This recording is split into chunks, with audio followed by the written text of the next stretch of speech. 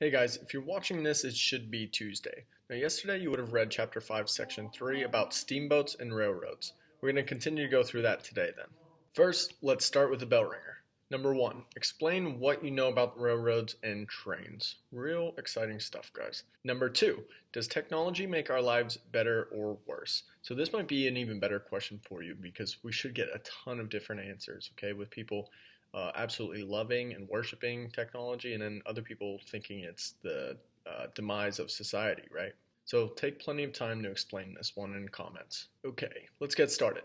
As you read yesterday, we are going to discuss steamboats and railroads of the early industrial era in PA. As a recap of everything that was happening in PA at this time, from our previous videos, and if you even watch some of the extra credit videos, we're expanding our land greatly. We had a few rebellions, and even wars thrown in there.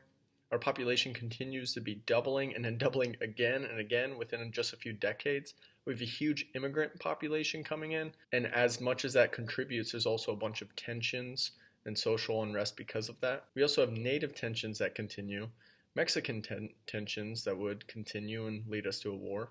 There's an anti-slavery movement, there's an educational movement, and there's also a high increase of trade and manufacturing. So our objectives for today are to describe how steamboats and railroads contributed to Pennsylvania's economy.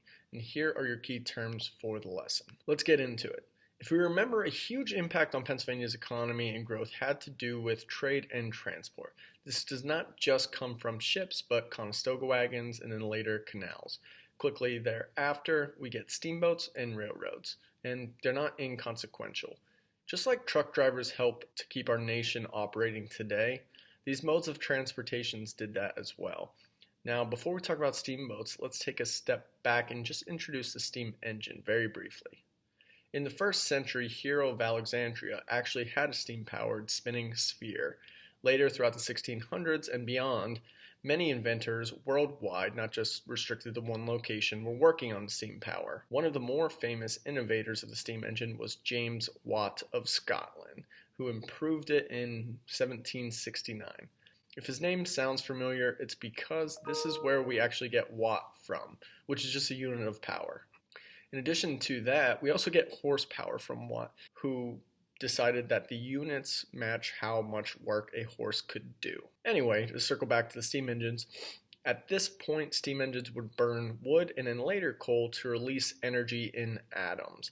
The heat boils the water and then the water turns into steam. The steam is captured and then it's used to power the machine. Within the next 2 decades of the improved steam engine, John Fitch of Philadelphia would experiment with steamboat designs. However, it would actually be Robert Fulton, a native of Lancaster area, that would put the steam engine to practical use on a boat. In 1707, he would develop the first successful steamboat with a paddle wheel.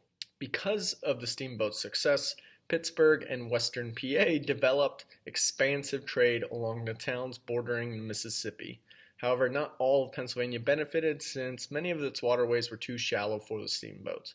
Although the boats, canals, and even Conestoga wagons were battling for trade and transportation dominance, steamboats would win that war, especially by the 1830s. Each form of transport was very short-lived, and that's kind of how technology works in general, right? With that being said, even the steamboat era would be short-lived. A faster and cheaper way of moving goods and people began with the introduction of railroads.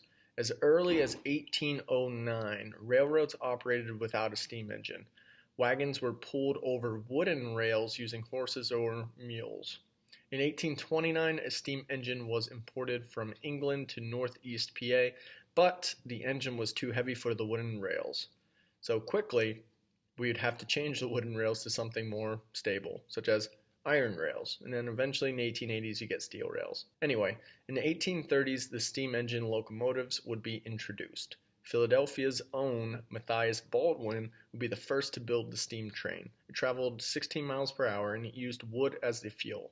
And often that became dangerous since there was many sparks, and that would be problematic, especially during the drier seasons. Later, a safer fuel was coal burning, and that would be used in the hearth stoves that was also heating all of the houses and homes in Pennsylvania and elsewhere. One more thing, this specific coal that was used in heating Pennsylvania and the US, and Also powering the trains would actually be our own anthracite coal or hard coal. Now, various coal companies would rise in our area to mine the resource like crazy, and they'd have to set up towns very quickly around all these mines. The railroad industry did provide plenty of jobs and it made tons of money for the companies. It greatly boosted the economy and allowed for faster and cheaper transportation of goods and people. This helped build places in Western PA and the West in general, since the West might not have all the supplies or all the manufacturing capabilities that maybe the East Coast would. So now instead of building towns out, you could build towns up and you were able to get all the goods you would want and need to actually build cities. Now you could get giant populations there and you could expand into the quote-unquote new land. The railroads also boosted other industries. A good way to remember the other industries that the railroads helped was to just think about all the different resources that are tied to the railroads. The coal industry is a good place to start, for example, since it was the fuel source for their primary mode of transportation, and it also kept everybody warm. Another industry is the timber and lumber industry that for a time was used as a fuel source, and rails, but not for too long. And it was a good way to transport all sorts of materials for manufacturing and building. The iron industry would also be boosted by the railroads, and then the later steel industry because of the creation of tracks and trains and just transporting these materials again to build any sort of structure like a bridge or later skyscrapers. Other industries that were boosted by the railroads were also farming, food, manufacturing, and even just leisurely travel, such as the luxury sleeping cars that would be created. Railroads were built in every county, and by the late 1860s, Pennsylvania had over 2,600 miles of track, more than any other state in the country. Pennsylvania's largest cities, such as Altoona, Harrisburg, Scranton, Pittsburgh, and Erie, all grew tremendously because of the rail traffic. This would tie together many areas and cities and rural communities and farming regions in our state. After the 1850s, the Conestoga wagons and canals could no longer compete with the railroads. The travel from Philadelphia to Pittsburgh, for instance, that we talked about before, went from 8 weeks by wagon to 4 days by canal to just 28 hours by railroad. And because of the railroads,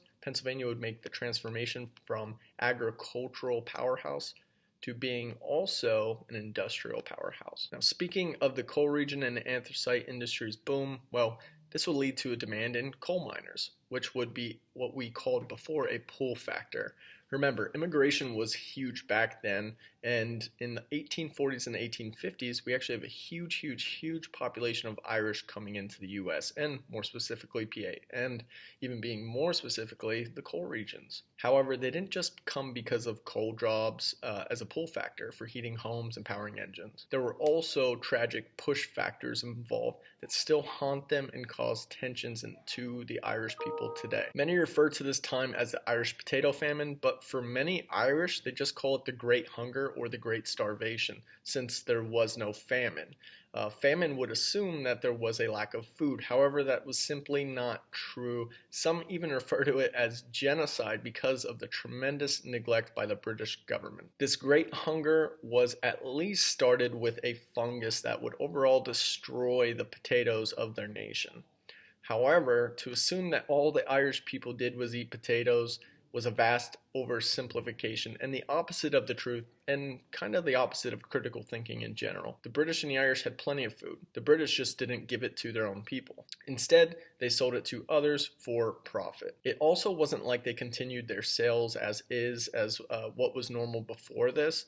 They actually increased their exports dramatically. In 1847, for example, they had lost 400,000 men, women, and children to starvation, but had almost 4,000 ships carrying away tons of food, such as peas, beans, onions, rabbits, salmons, oysters, herrings, lard, honey, tongues, animal skins, rags, shoes, soap, glue, seed, and even butter. It was estimated that even without potatoes, that they had enough food and crops and cattle to feed 3 times their population, which was 9 million at that time. So to say neglect happened and the Great Hunger could have been avoided is hardly controversial today. Maybe in the past it was, but not so much even since the 90s. In fact, the British Prime Minister, Tony Blair, even apologized in 1997, admitting fault. Landlords at that time, and many being British upper class, evicted many so that they could avoid paying more taxes toward relief at the time.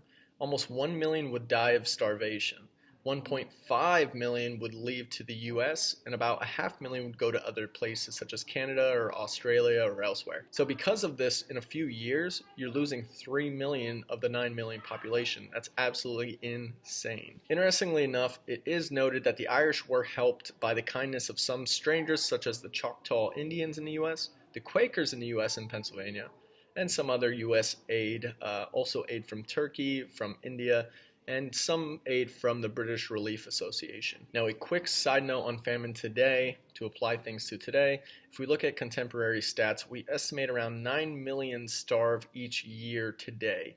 But we actually are at the point where we have more people overweight than starving. Today, we have 1.9 billion people that are overweight and unhealthy, leading to some of the actual biggest killers that our world has and that our country has, such as heart disease, cancer, respiratory issues, stroke, diabetes, and more. A few other stats to consider when we think about today is about 35 to 40% of our own citizens in the US are obese or overweight, while we actually waste 40% of our food here in our country. So think about those stats, all while having 9 million starving in the world each year. Okay, so let's circle back to the railroads and the Irish. We get a huge population of the Irish coming in to escape famine and have new opportunities, and maybe even get money to send back to their families in Ireland at this time. Some live better lives, but some do not. They're faced with their own new problems in Pennsylvania and the US.